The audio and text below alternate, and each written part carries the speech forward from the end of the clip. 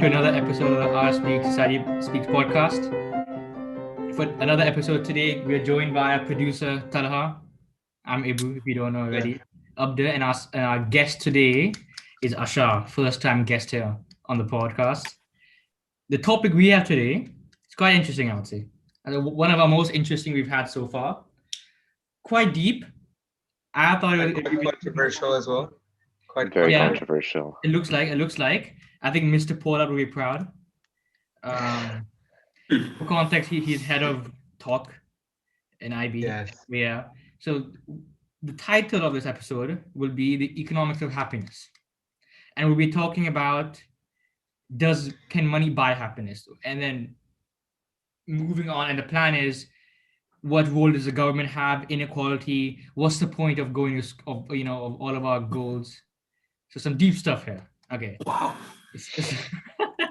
So I'll start off the conversation with just an open question. So does money buy happiness? Anyone want to start? Kick it off. Let the guest speaker start. We'll let the guest start. Yeah, go on. I personally don't think that money can buy happiness because there's so many commodities in the world that obviously money gives you the advantage of obtaining. And if you don't have money, you can't get it. But I think ultimately the best things in life come cheap or free because like you see like a very small portion of the world's like population is in that upper quartile of that like richness, right? That they have a lot of money, but the rest of the people are not in that section. They don't have that much money, but you don't see everyone depressed. Everyone's still happy, or like not everyone, but a lot of people are still happy. So you don't need money to be happy. I think for me, I think it's a little opposing to what Ashar said. It was very well phrased how he said it, but I think a couple of things if we think about is the fact that first of all, the question itself, can money buy happiness, has a fault in it. Is what's money? What are we saying? Because Ashar said a lot of money. What's a lot of money? We don't have a definition for that. I think that generally tends to become an issue when we discuss can money buy happiness. But also a lot of he said better things come cheap in life. But I say, let's think of the fact that we're in school. We're in one of the best schools, I say, largest campus school in Middle East or the UAE. And I think it's one of the best things we as students have in life right now. And I know for a fact it doesn't come cheap. Yeah. It doesn't come cheap at all. Yeah. We might say it's cheap because we aren't earning the money maybe, or whatever may the reason be, but it's not cheap. And I think maybe in some senses money can't always sustain the happiness that we get. But for sure, I think at some level, some point, some money, whatever the amount is, will be required to get to an opportunity or to get opportunities to put yourself in a position where you can be happy. That's what I think. I think simply put, the answer is yes. I definitely think money can help you, definitely make a big difference in a person's happiness. However, I don't think that not having money leads to depression there's levels to it. I think if you are a middle-class person earning just a wage that can support your family and a couple luxury items, you're going to be happy. You're going to be happy, or you're going to be content, right? It all depends on the person. But obviously, if you're poor, if you're homeless, you're struggling to find jobs, then money could definitely buy you happiness in that situation. It could help you get out of a very poor, situation. But then at the same time, I think if you're in that upper quartile of like very affluent people, then I think money also buys you happiness. Then it lets you do the things you love. And then at the end of the day, we're like in school right now, working for jobs.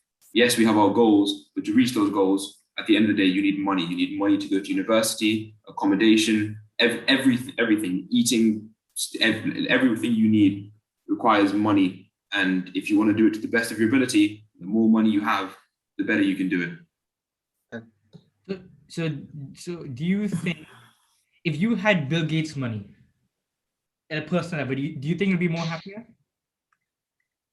Yes. Yeah, you would? Definitely. Because I have faith in myself that no matter how much money I get, I'm still going to try work to achieve my goals. It just helps me get there a lot quicker. Okay, See, but I don't want to sound pretentious, right? But I think we all come from good families, right? So Yes. I think we're in like the upper middle class of where we live, right? But basically, I just feel that if we got Bill Gates money, it wouldn't make much of a difference, right? Because if we got that ridiculous amount of money, we wouldn't really spend it on anything. First of all, we're teenagers. We can't spend it on like these supercars or whatever that maybe you might spend it when you're older, right? We can't spend it on really expensive stuff. We have everyday day-to-day lives. We don't have to spend money on expensive stuff, or at least in my lifestyle, I don't. 100%. I don't think it's about you having to, but I think it's more about the option to. I think it's the fact that me knowing in my mind, you know what, I'm gonna go buy something as simple as a t-shirt, something as simple, right? We all wear coats. We like to wear nice coats. We all want to dress up. But if I know I have enough money with me that I can go buy something that's not 10 dirhams or 100 dirhams instead of 1,000 dirhams, right? In all seriousness, that's gonna put me in a more comfortable situation because now I don't have to stress at all. Even though we come from really good families, of course we do.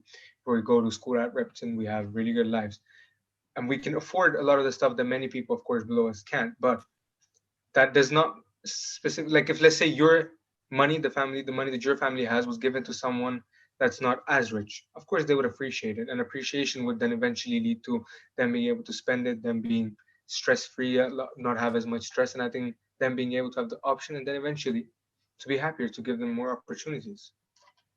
Okay, let me flip that question. Yeah. Ashar, No, I yeah, go ahead. yeah. Okay, and I was gonna say I completely agree. I don't think that's like if I got a lot of money, I don't necessarily think my spending would increase, but just the fact that I have the opportunity to like that if I wanted to, I could. Doesn't necessarily mean I will. I'm not gonna go out of my way, start wasting money. But just having that kind of like comfort that okay, if let's say something happened right now, I have enough money to support myself. Things like that, having like security in it, I feel that makes a very big difference to how happy someone is. Okay, so we're going towards freedom thing. But let me flip the question on Ashar.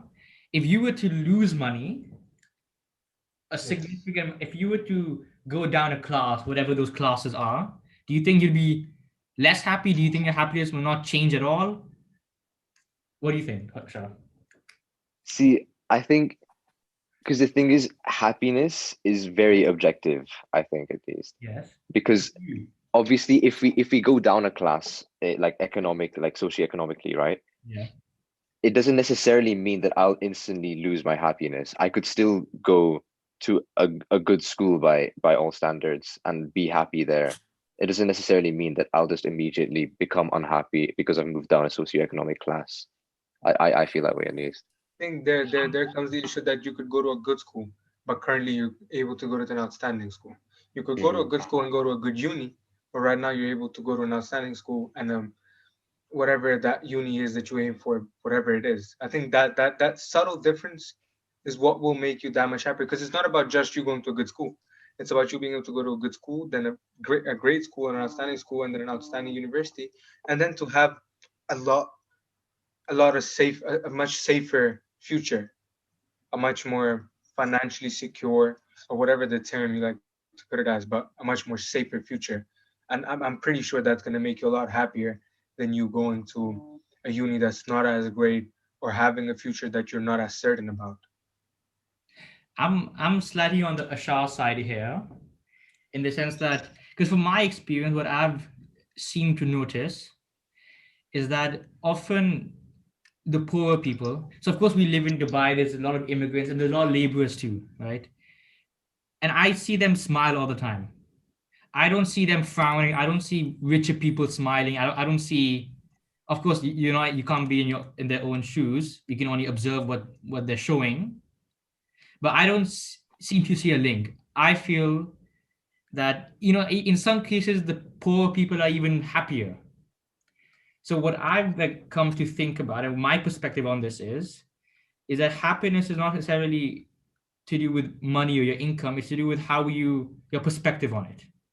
So if I were to answer that question on if I lost some money, if I went down a class, would I still be as happy? I I think would have to the think so, yes. just Because I think I have a mindset, or at least I like to believe that I have a mindset which no matter what situation I'll always be grateful. I'll always be um, I'll always have the things, the intangibles that I think make me happy.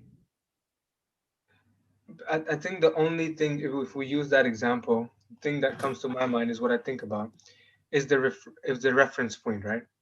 For all the labors that we see are majorly from, let's say, Pakistan, India, Southeast Asia, South Asia, a lot from maybe Africa and stuff, right? For them, the reference to what a better life or a happier life to say is different to what it is for us.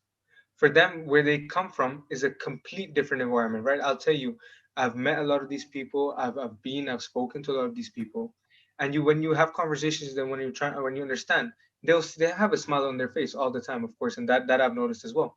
But when you dig a little deeper, you understand the financial issues that they have take a very large toll on them.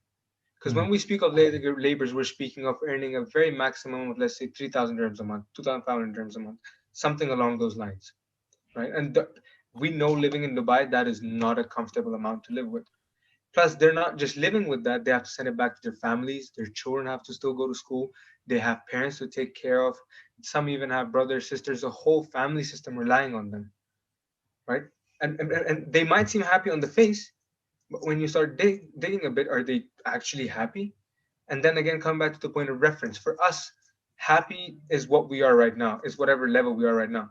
If we go down, we're going to feel sad because we'll miss the things that we were able to do now. But if we go up, we'll have a new level of reference. And then if we keep going higher, we'll have a new level of reference. And the only highest spot you can go to is whoever has the most money, right? That'll be your highest spot of reference. So, so, so what I'm getting from that is that it's more a perspective thing. So why don't we just change our perspective? Why don't we just say, because you said the reason they seem happier is because their reference point, they know the troubles of being poor and Yeah. coming from different countries. So why can't people change their perspective and or try to understand that this is what these struggles that I could be potentially I'm facing, I'm not facing at all because of how much I, I am. I think It's it's not to, just about to do knowing. It's not just knowing. They don't just know, they've experienced it. They've Hmm. been brought up that way. Their families have experienced it. It's not just me knowing. Of course, we all know how situations are in very, very poor third class countries, and we also know how situations are in the very, let's say, Beverly Hills, right? Do we not know how living situations are in Beverly Hills? Of course we do. And do we not know how situations are in some rural, really poor area in the middle of Nepal? Of course we do. We know that, but it's not about changing perspective. They've experienced it. We're experiencing what we are right now, wherever we are in our life right now. That's our reference point. We don't just know where we are, we have experienced it. I have a point to make about that actually. A few years ago, I went on a holiday to Kenya, and while we were there, we spent a full day with the Masasiri tribe. We went to one of their villages, right? And this is where my sort of thinking comes into this, is that I think it depends purely on your culture and your sphere in terms of the world that you know. Because in that village, they didn't know what a mobile phone was. They didn't know what the technology we have nowadays is. Like they were playing with stones. The children were playing with stones, and they had competitions to see who could jump the highest to determine who gets a wife. Like they're very cultural, and I'm not trying to say that that's below us or anything, Yeah, by the yeah, way. yeah, that's how it is for them. I just I just mean, yeah, I just mean that it's, I think because of their sort of ignorance is bliss kind of, right? Like they don't know about the dangers of the world out there and about all like the empirical status that people have because of money, right? yeah. And I think and they're happy like that. They were completely fine like that. So that's where my thinking comes into this. Because that's interesting. Because that brings a point of inequality, right? Is it that what makes me like proud of my income? Is it the fact that I earn 100K, or is it the fact that I earn 100K and Talha earns less, right? I, What I do think you, that's No, incredibly subjective. It's, no, it's completely down to the person. thought, no, no, thought no, no, no, experiment, no. thought experiment with you right here.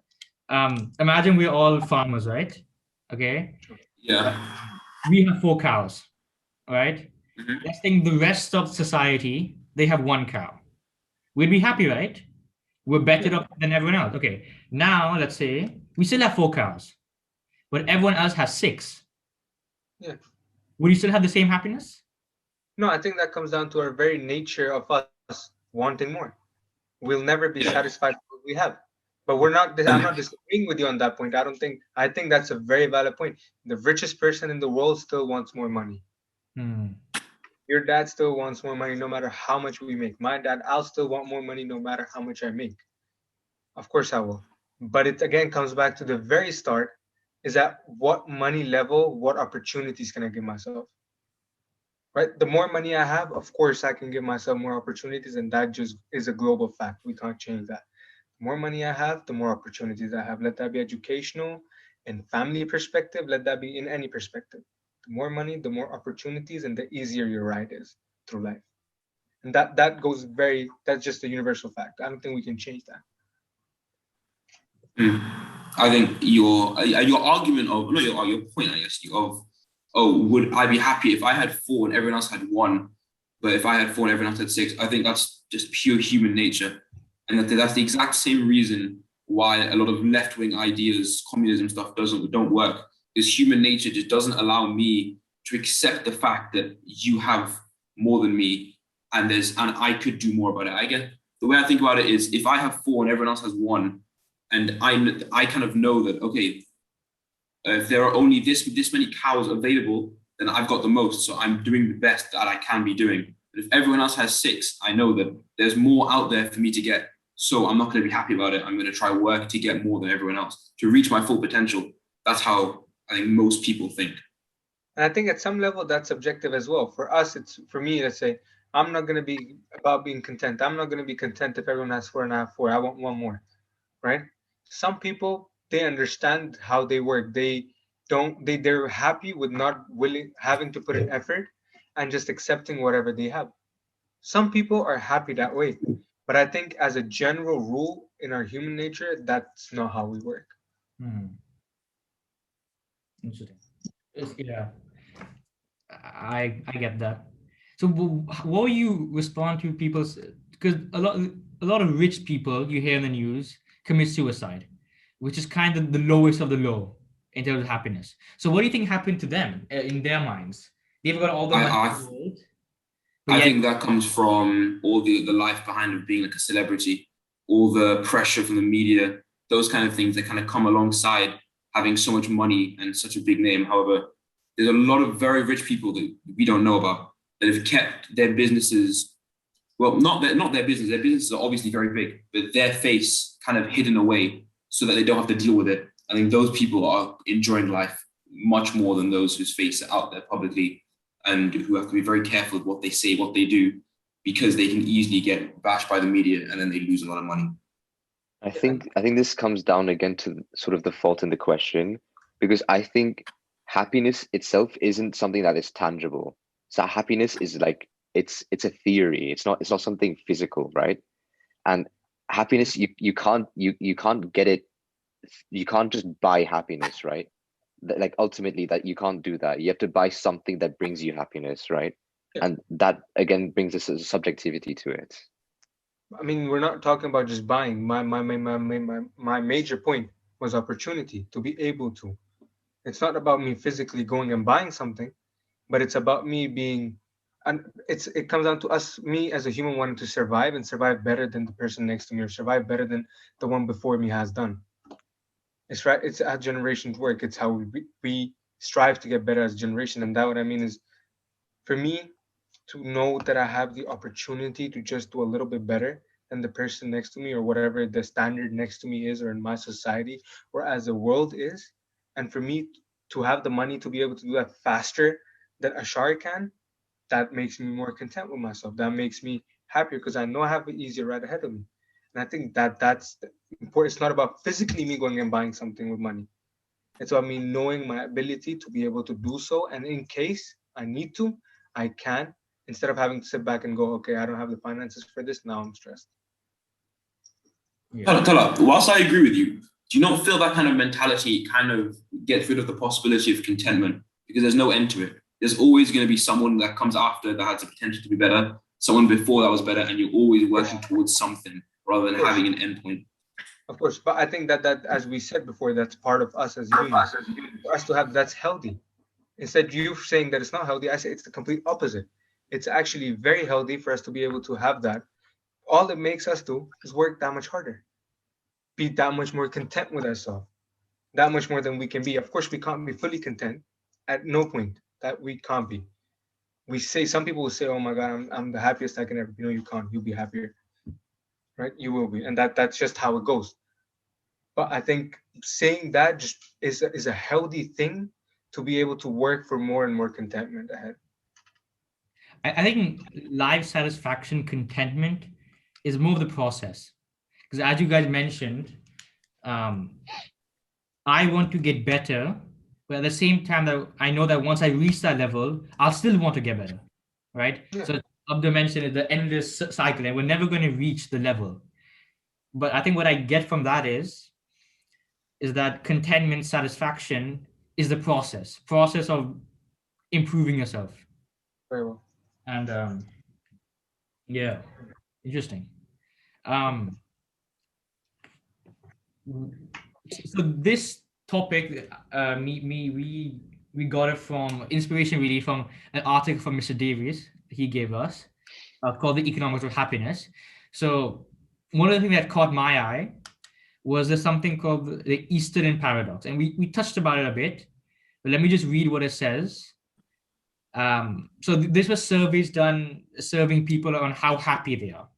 So one of the findings was that once you get above a basic level, people in rich countries don't report being that much happier than people in lower countries.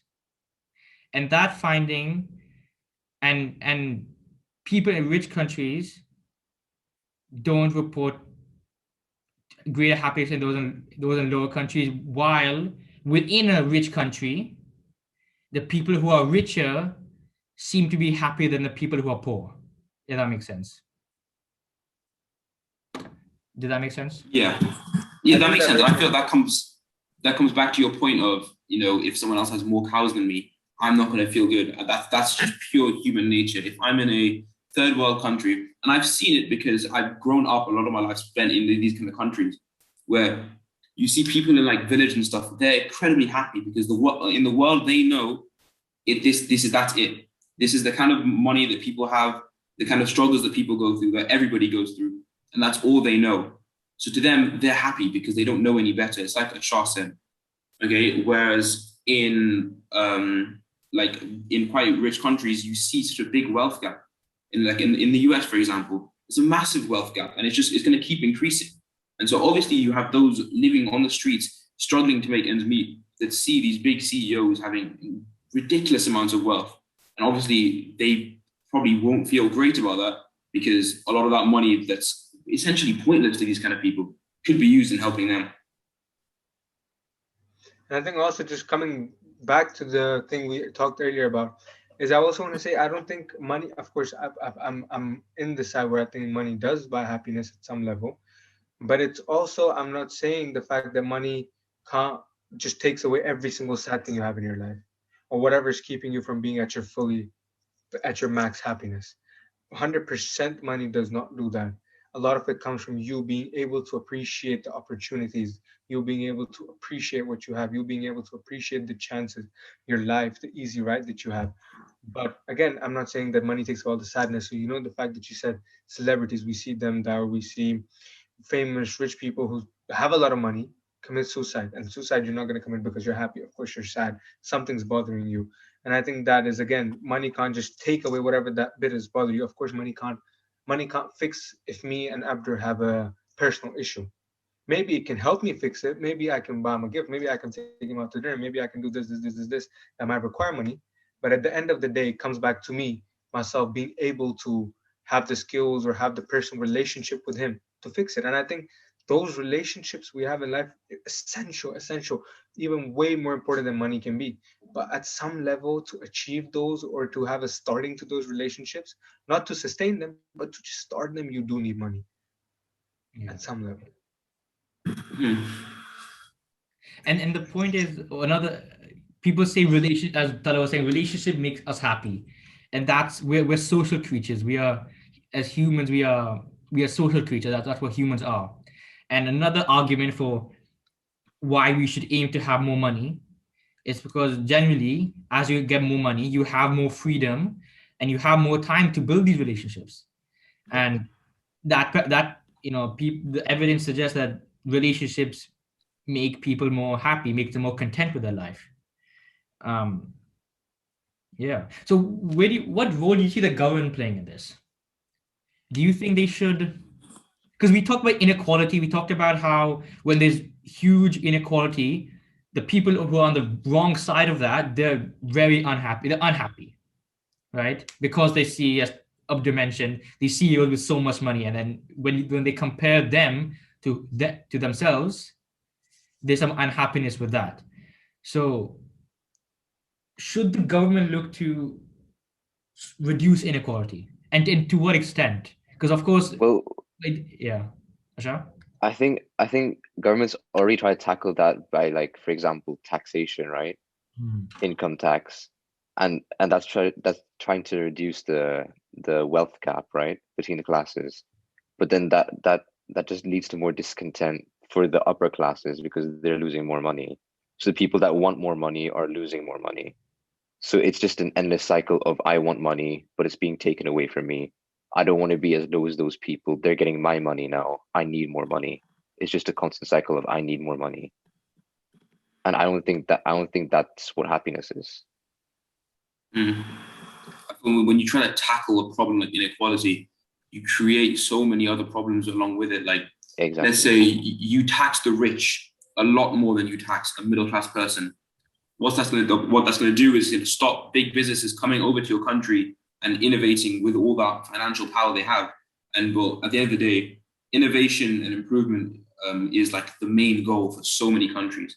So you don't want to try to stop that, but at the same time, you also don't want these big businesses exploiting people that are much like poorer people, not poorer people, but middle to low class people, because again, that just keeps increasing this big inequality gap, increasing like decreasing quality of life for so many people. So it's an endless cycle, and it's all down to greed and people that just purely want money and don't care what they have to do to get it. 100%. I think it's a very thin line that governments have to kind of balance on. Be like, I have to keep these people happy, the very rich people who are the ones who are creating the jobs in my country, in my city, who are the ones innovating, bringing in money, bringing in resources into whatever country they're managing. But then also understand, okay, they're bringing in money, fair enough, but they shouldn't be exploiting the people. It will counteract on what their original idea was. And I think that the governments, it's very hard for them to balance line of you know equality and bringing people closer in terms of finances. Yeah. I see the government's role in economics in general is providing the correct incentives. And what I mean by that is, from the rich perspective, the reason people don't like people to be very rich or to be high inequality is because when some people are so rich and they have so much power, there's no incentive for them to innovate, arguably, right? It's at the same time, the reason people argue against lots of taxation is because they argue it doesn't give the right incentives. Because if the case is that when you get rich, you're going to get taxed, then why do I even bother getting rich, right? I think that's completely incorrect. You say, I think the rich do strive for innovation because No. it's like you said, it's human nature. They want to be better. Look at Elon Musk, for example, richest man, one of the richest men of the world. Okay, and what all he does, everything his money goes towards is innovation, just purely out of his own self-love for whatever he's doing. And on top of that, that human nature of if I innovate, at the end of the day, okay, big money comes from big solving big problems. Okay, and that is innovation. So if you're a big rich person and you want to get even richer than other people, the only way you're going to do that is by innovating in a field that's like that would be very like have very very big changes. So yes, being rich definitely pushes for innovation. But I think the interesting thing about this is that I don't think that people like Elon Musk, Bill Gates, Jeff Bezos, they aimed to get rich. what they're doing is they're using their resources and they're trying to advance humanity through them. Like Elon Musk with the SpaceX program, Bill Gates obviously with everything he's doing with Windows, and Jeff Bezos with Amazon. He's like, they all try to make the world a better place. And I agree. My point is that what's driving them, I don't think it's money. I think what's driving them is their pure just their want and need for just advances in humanity and advances in just for themselves as well.